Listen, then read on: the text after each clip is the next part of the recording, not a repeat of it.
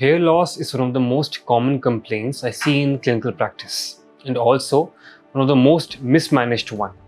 People read something online, pick up a bottle of minoxidil from the pharmacy, and start using it without any diagnosis. So today, let's have an honest, evidence-based conversation about minoxidil. What it actually does, who genuinely needs it, who doesn't, and what happens when things go wrong. By the end of this video, you should have a clear enough idea and understanding to have an informed discussion with your doctor and not just self-medicate. So now let's understand what is minoxidil and how does it work. Minoxidil was originally developed as an oral antihypertensive medication, a blood pressure medication. During clinical trials, researchers noticed that the patients were growing hair in unusual places, and this led to its topical formulation specifically for androgenetic alopecia. So how does it work on the scalp? Minoxidil is a potassium channel opener. When applied topically, it causes vasodilation. It widens the blood vessels in the scalp, which improves the microcirculation to the hair follicles. This increased perfusion delivers more oxygen and nutrients to the hair follicles that have been miniaturizing due to dihydrotestosterone, which is the primary hormone driving androgenetic alopecia. Beyond blood flow, minoxidil also prolongs the anagen phase, which is the active growth phase of the hair cycle. It essentially keeps follicles in a productive state for longer before they transition to the resting and the shedding phases. Importantly, minoxidil does not block DHT. It does not address the hormonal root cause, and that's a crucial distinction. It is supportive therapy, not a permanent cure. So who actually needs minoxidil? This is where most of the confusion lies. People assume that minoxidil is for everyone who has hair loss, but it is not. The group 1 of patients who does need to tend to minoxidil is people suffering with androgenetic alopecia, which is a genetic or hormonal hair loss. This is the primary indication of using minoxidil. If your hair loss follows a pattern, receding frontal hairline in men, diffuse thinning over the crown in women, it is driven by a genetic predisposition and a DHT sensitivity, then minoxidil is clinically appropriate. Here's the reality you need to accept before starting, because the underlying hormonal drive never goes away. Minoxidil for androgenetic alopecia is typically a long-term commitment. If you stop, the hair loss resumes back again.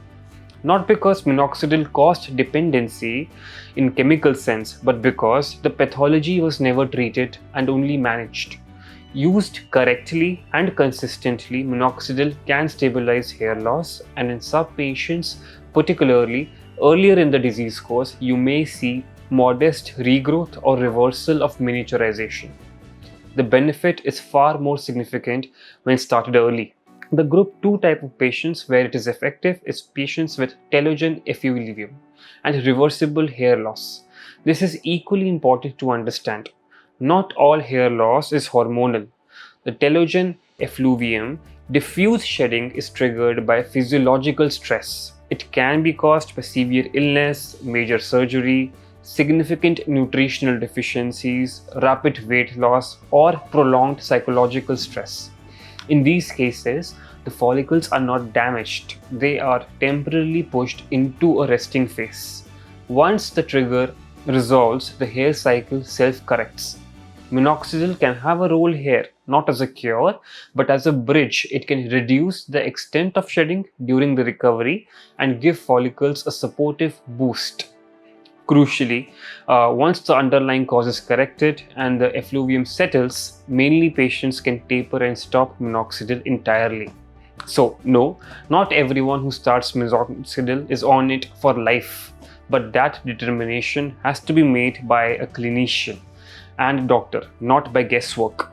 So what are the contraindications, or who should not be using minoxidil? The first type of patients are those who have advanced baldness with complete follicular loss. Minoxidil works by stimulating the existing follicles, the dormant or miniaturized ones only. If the scalp is smooth, shiny, and atrophic, which indicates follicular fibrosis, and loss, there is nothing left to stimulate. In these cases, minoxidil is simply ineffective and the only viable option for hair restoration is surgical. A proper trichoscopic evaluation will tell us further whether viable follicles remain, and we should not be assuming it by ourselves. The second group of patients who are not the perfect candidate for minoxidil are pregnant and breastfeeding women. This is an absolute contraindication. Minoxidil is a category C drug in pregnancy, and animal studies have shown teratogenicity. It is absorbed systemically through the scalp and can cross into the breast milk. There is no safe threshold established for fetal exposure as of now. During pregnancy and lactation, hair loss should be managed conservatively. Only by nutritional optimization, iron and ferritin correction, and with patience. The postpartum effluvium typically self-resolves within 6 to 12 months. Cardiovascular diseases and antihypertensive therapy is another category where minoxidil should be avoided. Given the minoxidil's original mechanism as a vasodilator, systemic absorption from topical application, while although generally low, it can still cause clinically relevant effects in susceptible individuals.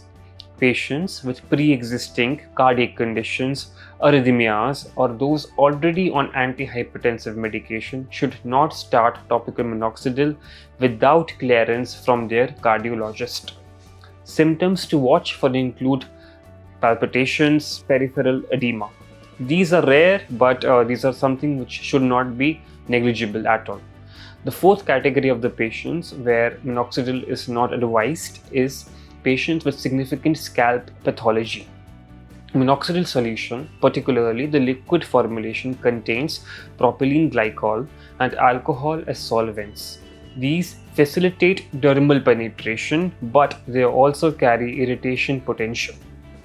In patients with active seborrheic dermatitis, psoriasis, or contact dermatitis, applying minoxidil solution directly onto an already inflamed scalp can significantly worsen the irritation. When minoxidil is stopped, the hair that was maintained or grown with its support sheds within 60 or 90 days. This is not a rebound effect in a pathological sense, it's simply the natural disease progression resuming back again. But if a patient stops and restarts erratically, they will experience repeated shedding cycles, which can be psychologically distressing and ultimately leave them no better than if they had never started. Compliance must be assessed before initiation of minoxidil. So the initial shedding phase. Almost every patient who starts minoxidil will notice increased shedding in the first 4 to 8 weeks. This is expected and documented. It's not a reason to stop. What's happening mechanically is that minoxidil synchronizes the hair cycle. Follicles in the telogen phase are pushed into a new anagen cycle, and the old telogen hairs shed to make way for the incoming anagen shaft. The shedding precedes regrowth. If shedding is severe, prolonged beyond 2 to 3 months, or accompanied by any scalp symptoms, that warrants a clinical review, not self-assurance from a medical forum online. Now, coming to the formulations available in the market for minoxidil, it can be in foam form or it can be in solution form. It can be with 2% or it can even be present or available in the market with 5%. These are broadly two formulations, the liquid solution and the foam. Both contain the safe active molecule, which is minoxidil, but the vehicle of delivery is different. The liquid solution contains propylene glycol as the primary solvent, and propylene glycol is more effective at facilitating dermal penetration, which is why some studies show marginally better efficacy with the solution. However, it is also the principal cause of contact dermatitis and scalp irritation in sensitive individuals. Minoxidil foam is propylene glycol free. It is generally better tolerated, easier to apply without causing drip, and is preferred for patients with sensitive scalp or those prone to contact reactions. The trade-off is slightly reduced penetration, though clinically the difference in outcome is modest. On concentration, 5% is the standard recommendation for men and is supported by more robust efficacy data.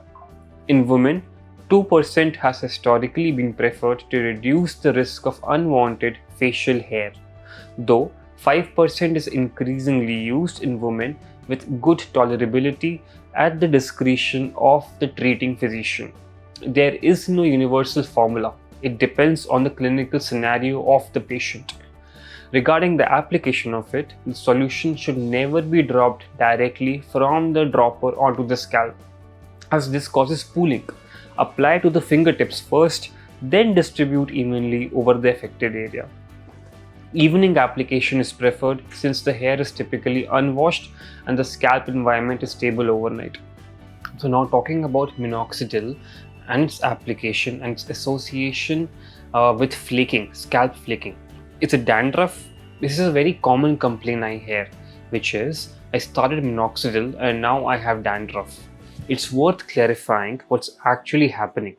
True dandruff is caused by Malassezia, a common sense yeast that triggers an inflammatory seborrheic response on the scalp. That requires antifungal treatment. What most patients on minoxidil solution are experiencing is contact dermatitis or dryness, which is induced by scaling, specifically from the propylene glycol and alcohol in the vehicle. The scalp's lipid barrier is disrupted, moisture is lost, and superficial keratinocytes shed as flakes. This is not a fungal infection. The management for it is that we need to switch to a foam formulation if it's a vehicle-related issue. Use a gentle sulfate-free shampoo and consider a leave-in scalp moisturizer. In most cases, the flaking resolves without discontinuing minoxidil. However, if a patient already had pre-existing seborrheic dermatitis, minoxidil can genuinely worsen it, both through the vehicle irritation and potentially through the altered scalp microenvironment.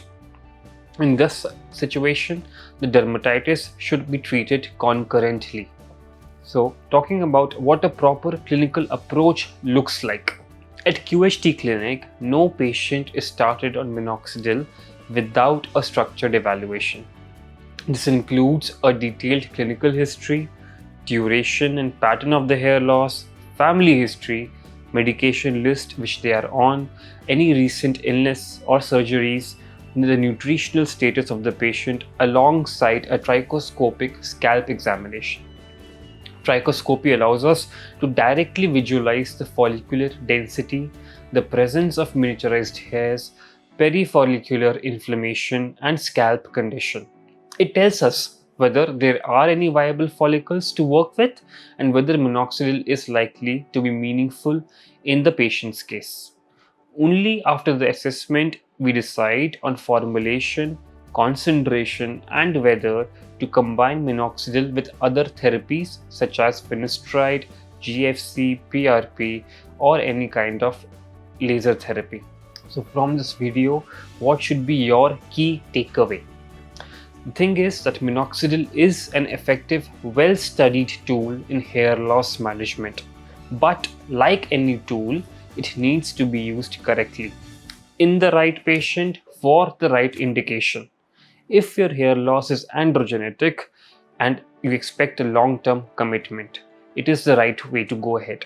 If it's secondary to a reversible cause, the duration may be limited. If you fall into one of the contraindications group which we discussed before, we should always speak to a physician before touching a bottle of minoxidil by your own. And regardless of what the packaging says, hair loss is a medical condition. It deserves a proper diagnosis, not a pharmacy counter recommendation. So if you are experiencing hair loss and want to understand what's actually driving it, book a consultation at QHT Clinic. We'll do a proper scalp assessment, identify the root cause, and build a treatment plan that makes clinical sense for your specific situation. Drop your questions in the comments. We read them and they genuinely shape what we cover next. subscribe to URoots for content and that's medically accurate for you and actually useful. See you in the next one.